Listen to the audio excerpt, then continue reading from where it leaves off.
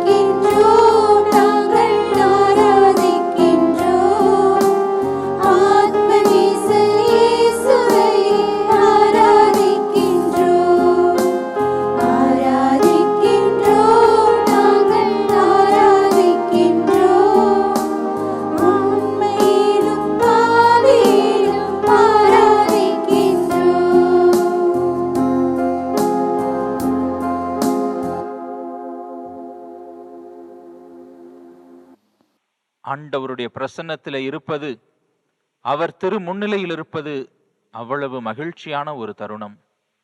ஆக ஆண்டவரை பார்க்கிற பொழுது நம் கவலைகளை மறந்து அவரை பாடி புகழ நாம் அழைக்கப்படுகிறோம். நமக்கு வேறெந்த உலக சிந்தனையும் தேவையில்லை. அவரை முகமுகமாக தரிசிக்கின்ற பொழுது அவரை வாழ்த்தி, அவரை புகழ்ந்து, அவரை ஆராதித்து, அவரை மகிமைப்படுத்தும் விதமாக நாம் பாடலை பாடுவோம்.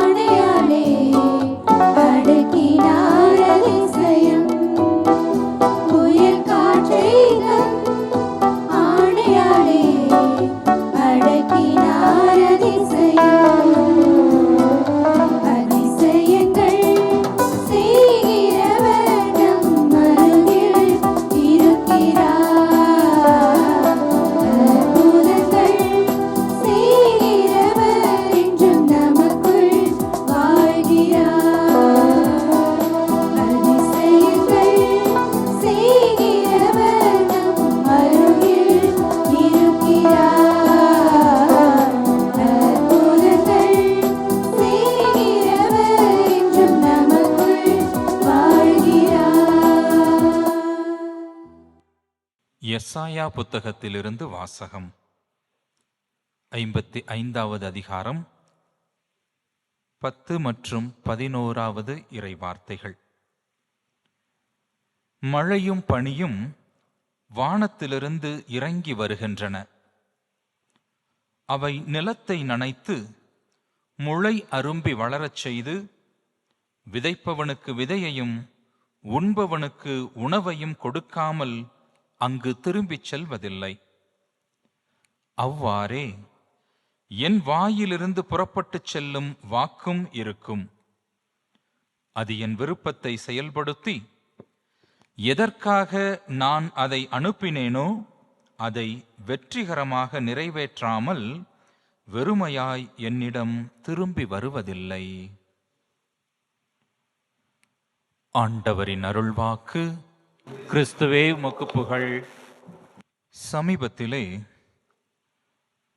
அருட்பணியாளர் மரிய அந்தோணி அவர்கள் எழுதிய ஒரு புத்தகத்தை வாசிக்க நேர்ந்தது. அதிலிருந்த ஒரு தலைப்பு என்னை வெகுவாக கவர்ந்தது. அதையே இன்றைய சிந்தனையாகவும் நாம் எடுக்கிறோம். 6 கற்றுத்தரும் பாடங்கள் என்று அவர் எழுதியிருந்தார். 6 கற்றுத்தரக்கூடிய 6 பாடங்களை இன்றைய இறைவார்த்தையின் அடிப்படையில் நமது மைய சிந்தனையாக நாம் எடுக்கிறோம். இன்றைய வாசகத்திலே நாம் வாசிக்க கேட்டோம், வானிலிருந்து பொழியக்கூடிய மழையானது பெருக்கெடுத்து ஓடி மண்ணிற்கு வளத்தை, விதைப்பவனுக்கு விதையை, உண்பவனுக்கு உணவை கொடுத்து அதன் பிறகுதான் என்னிடம் திரும்பி வருகிறது என்பதாக இறைவன் சொல்லுகிறார். ஒரு ஆற்றினுடைய வாழ்க்கை இப்படித்தான் தொடங்குகிறது. ஆக ஆற்றினுடைய முதல் குணமே அது பாய்ந்தோடுகிற இடமெல்லாம் வளத்தையும் நலத்தையும் நல்குவதாக இருக்கிறது. பண்டைய காலகட்டங்களில் நாகரிகம் வளரத் தொடங்கியதே ஆற்றுப்படுகைகளில் இருந்துதான் என்று நாம் பார்க்கிறோம். மிக தொன்மையான நாகரிகங்கள் ஆற்றுப்படுகைகளிலிருந்துதான் வளர்ந்திருக்கின்றன. ஏனென்றால் ஆறு என்பது வாழ்வின் ஆதாரமாக விளைச்சலை பெருக்குகிறது, மரங்கள் கனி கொடுப்பதற்கு உதவுகிறது, மனிதர்களுக்கும் வாழ்வாதாரமாகிய அடிப்படை குடிநீராக, விலங்குகளுக்கு குடிநீராக வாழ்வு தரக்கூடிய பணியை செய்கிறது. செல்லும் இடமெல்லாம் வளமும் நலமும் தரக்கூடிய பண்பை கொண்டிருக்கிறது. மனிதர்களாகிய நாமும் எப்படி இறை வார்த்தை தன்னுடைய லட்சியத்தை அடைந்து வருகிறதோ அதுபோல மனிதர்களாகிய நாம் வாழக்கூடிய இடங்களில் நலத்தையும் வளத்தையும் நல்குபவர்களாக இருக்க வேண்டும். அதுதான் 6 கற்றுத்தரக்கூடிய முதல் பாடமாக இருக்கிறது. இரண்டாவது, ஆற்று நீரானது அழுக்குகளை கழுவி போக்குகிறது. இன்னைக்கு நம்ம ஊர்ல எல்லாம் போய் ஒவ்வொரு ஆற்று பகுதிகளையும் பார்த்தால் தெரியும். எல்லா சாக்கடையும் அதில் தான் கலந்து விடுறோம், எல்லா குப்பைகளையும் அதில் தான் போடுகிறோம். ஆனால் நல்ல ஒரு மழை பெய்து அந்த ஆற்று நீர் வெள்ளம் என பாய்கிற பொழுது அந்த சாக்கடை, அந்த குப்பைகள் எல்லாம் அடித்து செல்லப்பட்டு மீண்டும் ஆறு தெளிந்த நீராக மாறுகிறது. தன்னிடத்திலே சேரக்கூடிய அழுக்குகளை சுத்தப்படுத்தும் ஆற்றல் ஆற்றிற்கு இருக்கிறது. பல நேரத்தில் நம்ம சொல்லுவோம், நம்ம நினைப்போம், என்னை சுற்றி எல்லாம் தீயதாக இருக்கிற பொழுது நான் மட்டும் நல்லவனாக இருந்தால் இந்த சமூகம் மாறிவிடுமா என்று கேள்விகள் கேட்போம். ஆனால் ஆண்டவர் இயேசு கிறிஸ்தவர்களாகிய நமக்கு சொல்லி இருக்கக்கூடிய பாடம் அதுதான். நீங்கள் உலகிற்கு உப்பாய் இருக்கிறீர்கள், நீங்கள் புளிக்காரமாய் இருக்கிறீர்கள். உப்பு எந்த ஒரு உணவில் கலக்கின்ற பொழுது தன்னையே கலந்து தன்னையே கரைத்து உணவிற்கு சுவையூட்டுகிறது. சிறிய அளவுதான் புளிக்காரம், அது மொத்த மாவையும் புளியேற்றுகிறது. ஆக நம்மை சுற்றி தீயவை நிறைய இருக்கிறது என்பதற்காக நாம் தீயவர்களாக இருக்க வேண்டும் என்பதல்ல. ஆற்றை போல நம்மில் கலக்கக்கூடிய, நாம் கடக்கக்கூடிய அத்துணை அழுக்குகளையும் தூய்மைப்படுத்தக்கூடிய, சுத்தப்படுத்தக்கூடிய ஆற்றலோடு நாம் இருக்க வேண்டும். அதற்கு ஆவியின் துணை என்னோடு இருக்கிறது என்கிற நம்பிக்கை நமக்கு வேண்டும். நாம் ஓடிச் செல்லுகிற பாய்கிற நாம் வாழுகிற இடத்தில் இருக்கக்கூடிய அழுக்குகளை சுத்தப்படுத்துபவர்களாக நாம் இருக்க வேண்டும். இது 6 கற்றுத்தரக்கூடிய 2வது பாடமாக இருக்கிறது. 3வது, ஆற்றின் தன்மை ஓடிக்கொண்டே இருப்பது. ஓடிக்கொண்டே இருப்பதால் தான் அது ஆறாக இருக்கிறது. மழைநீர் ஒரு இடத்தில் தேங்கிவிட்டால் அதை குட்டை என்று சொல்லுவோம். சிறிது காலத்தில் அதில் பூச்சி புழுக்கள் உண்டாகி, நோய் தரக்கூடிய கொசுக்கள் உண்டாகி, அது மனித வாழ்விற்கு எதிரானதாக மாறிவிடுகிறது. தேங்கி கிடக்கும் நீர் ஆபத்தை விளைவிக்கக்கூடிய நீராக மாறும். ஆனால் ஓடிக்கொண்டே இருக்கின்ற நீர் புதுப்பித்து கொண்டே இருக்கும். அது தன்னையும் புதுப்பித்துக் கொள்ளுகிறது, தான் கடந்து செல்லுகிற பகுதியையும் புதுப்பித்து செல்லுகிறது. மனிதர்களாகிய நாம் இயங்கிக் கொண்டே இருக்க அழைக்கப்பட்டிருக்கிறோம். பிரச்சனைகள் வரத்தான் செய்யும். பிரச்சனைகள் இல்லாத வாழ்க்கை இல்லை.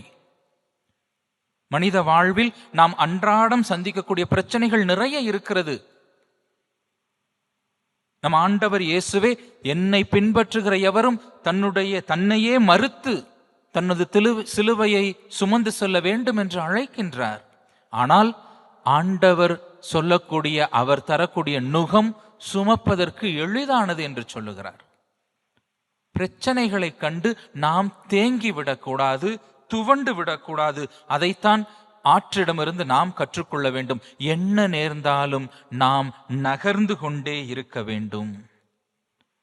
அதனால்தான் மக்கள் இயக்கங்கள் பலவற்றிற்கும் இயக்கம் என்று பெயர் வைத்திருக்கிறோம். இளைஞர்களுக்கு தமிழக கத்தோலிக்க இளைஞர் இயக்கம். அது வெறும் அமைப்பு அல்ல, அது ஒரு இயக்கம். ஏனென்றால் அது இயங்கிக் கொண்டே இருக்க வேண்டும்.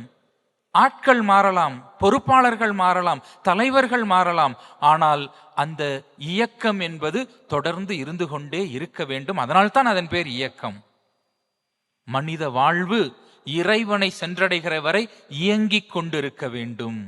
அதை ஆற்றிடமிருந்து நாம் கற்றுக்கொள்வோம். துன்பத்தில் இறைவன் நமக்கு துணையாக இருக்கிறார்.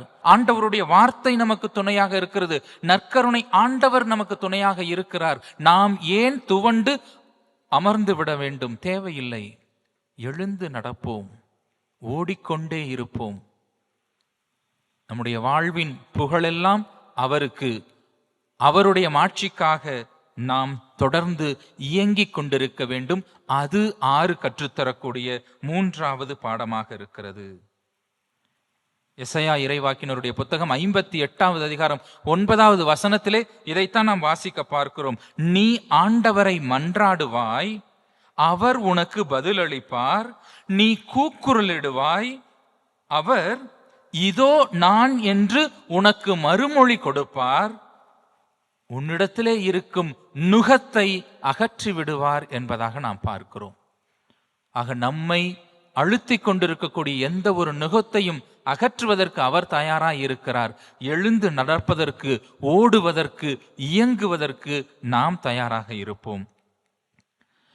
4வது குணம், 6 மலைகளில் தொடங்கினாலும் அதனுடைய ஓட்டம் என்பது எப்பொழுதும் பள்ளத்தை நோக்கித்தான் இருக்கிறது.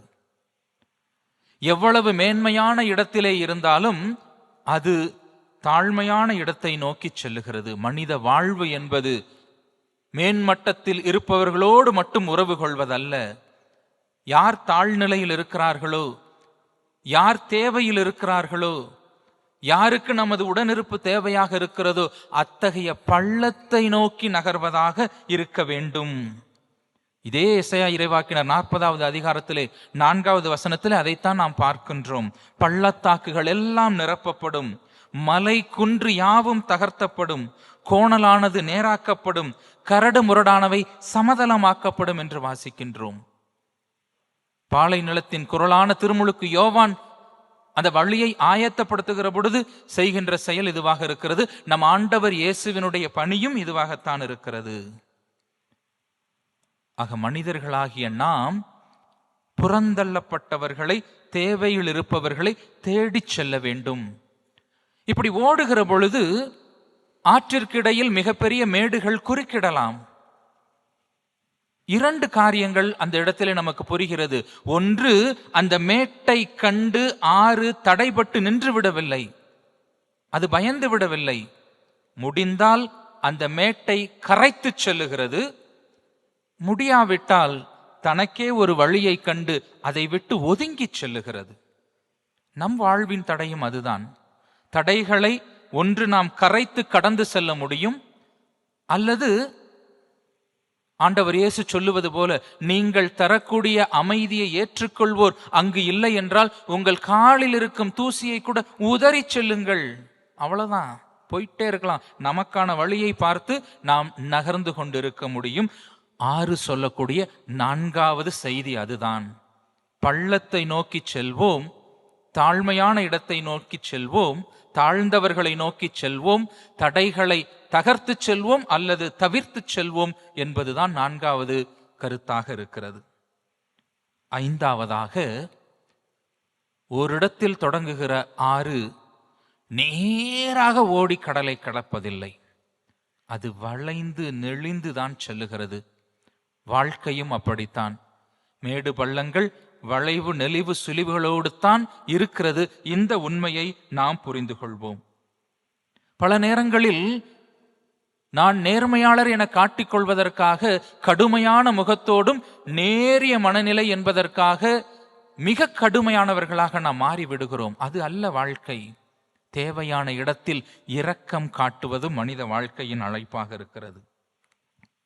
ஆண்டவர் சோதோம் கொமோராவை அழித்துவிட நினைக்கின்ற பொழுது ஆபிரகாம் அவரிடத்திலே மன்றாடுகிறார். ஆண்டவரே, 50 நீதிமான்கள் இருந்தால், 40 நீதிமான்கள் இருந்தால், 30, 20 என்று ஆண்டவரிடத்திலே அவர் பேச பேச ஆண்டவரும் தன்னுடைய இரக்கத்தை கூட்டிக் கொண்டே போகிறார். ஒருவர் இருந்தாலும் நான் அந்த நகரை அழிக்க மாட்டேன் என்று சொல்லி இறுதியில் அந்த ஒருவர் லோத்து குடும்பத்தை நகரிலிருந்து காப்பாற்றுவதை நாம் தொடக்க நூலிலே பார்க்கின்றோம். இரக்கம் கொள்பவராகவும் இருக்கிறார் இறைவன். தன்னை மனிதர்களுக்காக மாற்றிக்கொள்ளுகிற இயல்பு கொண்டவராகவும் இருக்கிறார். 6 சொல்லக்கூடிய 5வது கருத்து அதுதான்.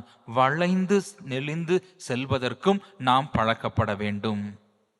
தேவையான இடத்தில் வளைந்து கொடுப்போம். நாணலை போல வளைந்து கொடுக்கிற பொழுது எவ்வளவு பெரிய வெள்ளம் வந்தாலும் நம்மால் இருக்க முடியும். மிகப்பெரிய மரங்கள் கூட காட்டாற்று வெள்ளத்தில் வேரோடு அடித்து செல்லப்படுகிறது.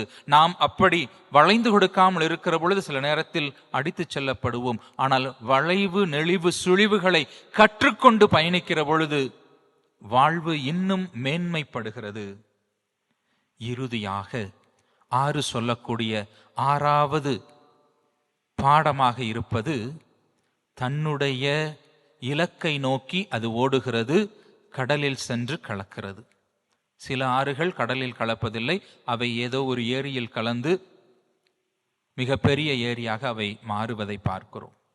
ஆற்றினுடைய லட்சியம் என்பது கடலை சென்று அடைவது. அந்த லட்சியத்தை அடைகிற வரை அது தொடர்ந்து பயணித்துக் கொண்டிருக்கிறது. மனித வாழ்வின் லட்சியம் என்பது இறைவனை அடைவது. எங்கிருந்து நாம் வந்திருக்கிறோமோ அவரை சென்றடைய வேண்டும். ஆக நம்முடைய வாழ்வு பாதையில் எல்லாம் நம்முடைய லட்சிய பார்வையை பதிக்க வேண்டியது ஆண்டவரிடத்திலே. ஆண்டவரே, உம்மை நோக்கி என்னுடைய உள்ளத்தை திருப்பி இருக்கிறேன், என் விழிகளை பதித்திருக்கிறேன் என்பது திருப்பாடல் ஆசிரியருடைய வார்த்தையாக இருக்கிறது. நாமும் ஆற்றை போல நமது லட்சிய பயணத்தை இறைவனை நோக்கி செலுத்துவோம். இந்த பயணத்திலே சின்ன சின்ன லட்சியங்கள் நமக்கு இருக்கத்தான் செய்கிறது.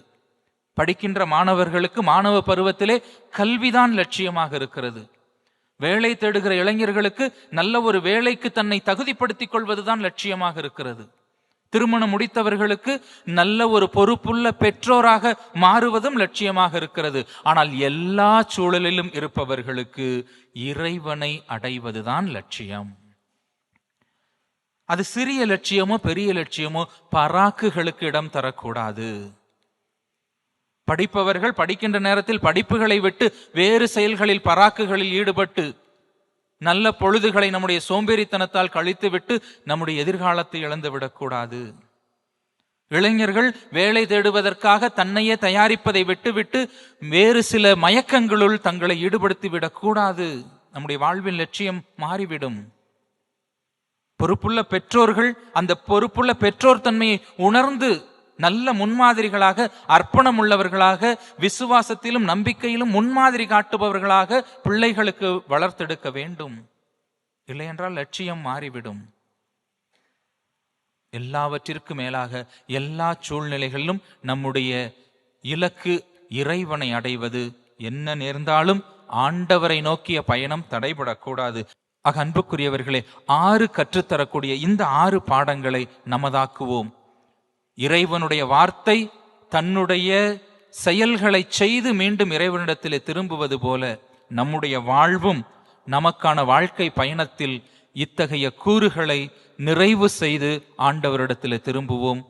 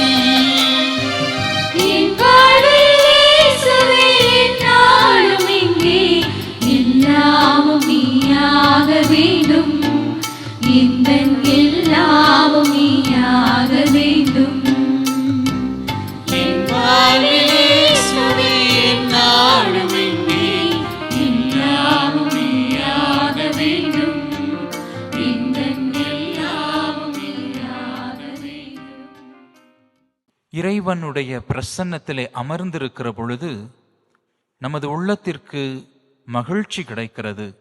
அவருடைய திருமுகத்தை நாம் நாடுகிற பொழுதெல்லாம், தேடுகிற பொழுதெல்லாம் அவரிடமிருந்து அருளும் ஆற்றலும் வல்லமையும் நாம் நிறைவாக பெற்றுக்கொள்ளுகிறோம்.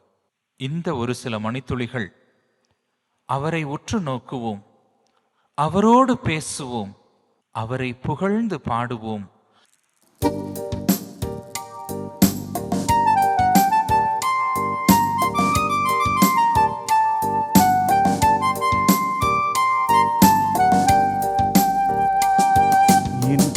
கூடவே இரும். ஓ இயேசுவே, நீர் இல்லாமல் நான் வாழ முடியாது. என் பக்கத்திலே இரும். ஓ இயேசுவே, நீர் இல்லாமல் நான் வாழ முடியாது.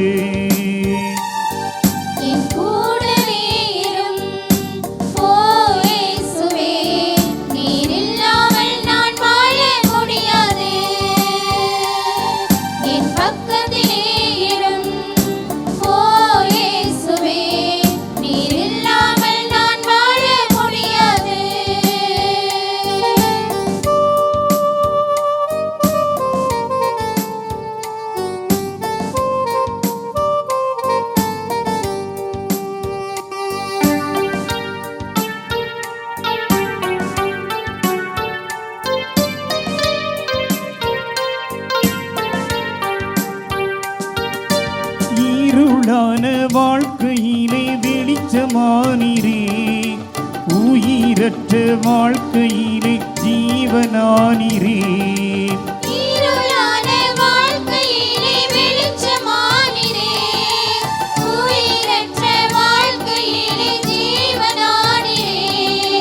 வெளிச்சமும் நீரே, என் ஜீவனும் நீரே, எனக்கெல்லாமே நீங்க தானப்பா. என் வெளிச்சமும் நீரே, என் ஜீவனும் நீரே, எனக்கெல்லாமே நீங்கதானப்பா. என் கூடவே இரும். ஓ இயேசுவே, நீர் இல்லாமல் நான் வாழ முடியாது.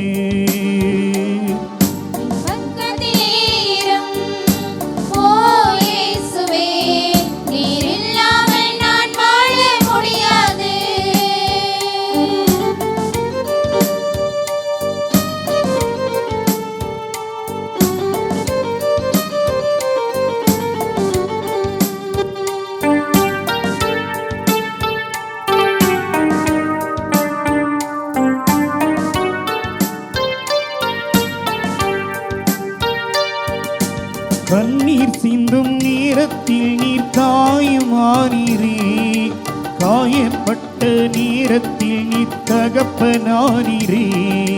கண்ணீர் சிந்தும் நேரத்தில் நீர் காயமானீரே, காயப்பட்ட நேரத்தில் நீர் தகப்பனானீரே.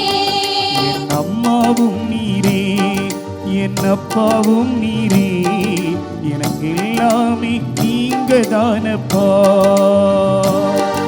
என் அம்மாவும் நீரே, என் அப்பாவும் நீரே, எனக்கு எல்லாமே நீங்க தானப்பா. என் கூடவே இரும். ஓ இயேசுவே, நீர் இல்லாமல் நான் வாழ முடியாது. என் பக்கத்திலே இரும். ஓ இயேசுவே, நீர் இல்லாமல் நான் வாழ முடியாது. நீர் இல்லாமல் நான் வாழ முடியாது. நீர் இல்லாமல் நான் வாழ முடியாது. நாம் ஆண்டவரை உற்று நோக்குவோம். இந்த நற்கருணை ஆண்டவரை உற்று நோக்குவோம். அவர் அன்பை தருகிறார், அமைதியை தருகிறார், மகிழ்ச்சியை தருகிறார், நிம்மதியை தருகிறார். நம்முடைய மனக்குழப்பங்களுக்கு தெளிவை தருகிறார். ஆண்டவருடைய பிரசன்னத்தில் இருப்பது, அவர் திரு முன்னிலையில் இருப்பது அவ்வளவு மகிழ்ச்சியான ஒரு தருணம். அவரை முகமுகமாக தரிசிக்கின்ற பொழுது அவரை வாழ்த்தி, அவரை புகழ்ந்து, அவரை ஆராதித்து, அவரை மகிமைப்படுத்தும் விதமாக நாம் பாடலை பாடுவோம்.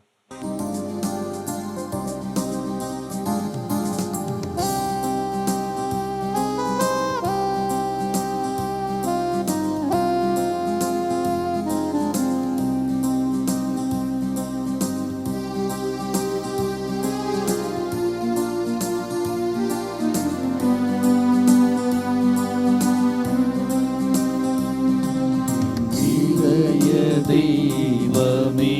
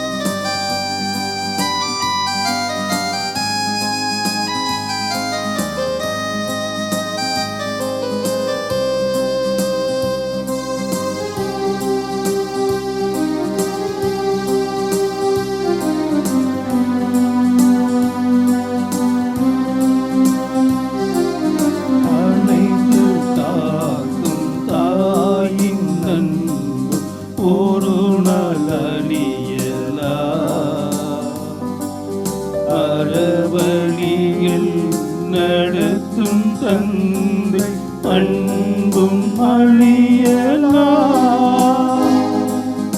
அனைத்து காக்கும் தாயே நன்பும் ஒரு நாள் அழியலாம்.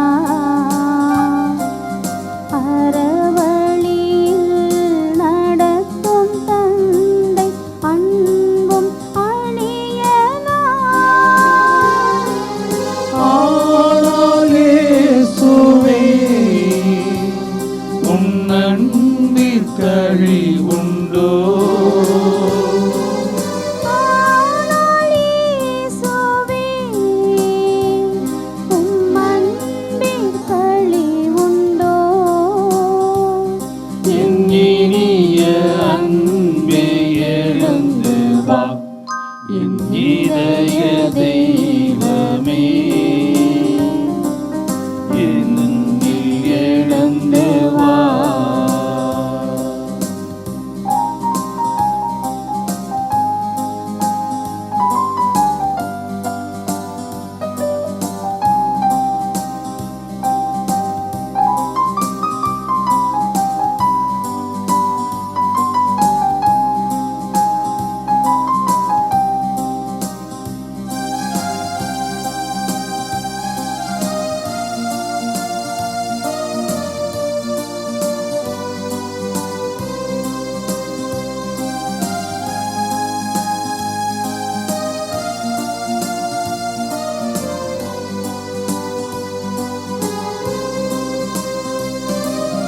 வஞ்சம் கூறும் நண்பர் கூட்டம் உலகில் பல உண்டு. தன்னலமே உருவெடுத்து உலவும் நட்புண்டு. வஞ்சம் கூறும் நண்பர் கூட்டம் உலகில் பல உண்டு. தன்னலமே உருவெடுத்து உலவும் நட்புண்டு.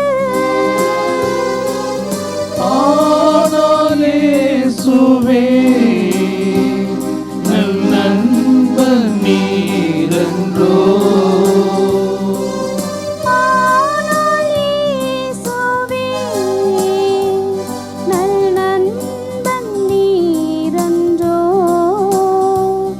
என் இனிய நண்பா எழுந்து வா, என் இதய தெய்வமே,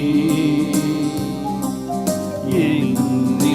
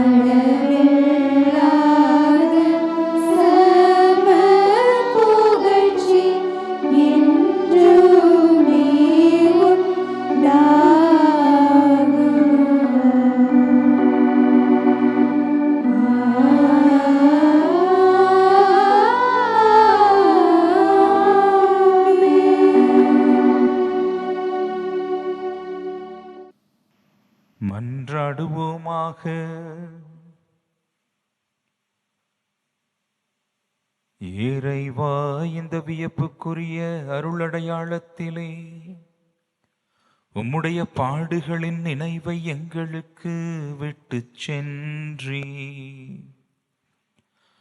உம் திருவுடல் திரு ரத்தம் ஆகியவற்றின் தூய மறைபொருளை வணங்கும் நாங்கள் உம்மீட்பின் பயனை இடைவிடாமல் துய்த்து உணர்ந்து மகிழ அருள்வீராக. தந்தையாகிய இறைவனோடு தூயாவியாரின் ஒன்றிப்பில் இறைவனாய் என்றென்றும் வாழ்ந்து ஆட்சி செய்கிற உம்மை மன்றாடுகிறோம்.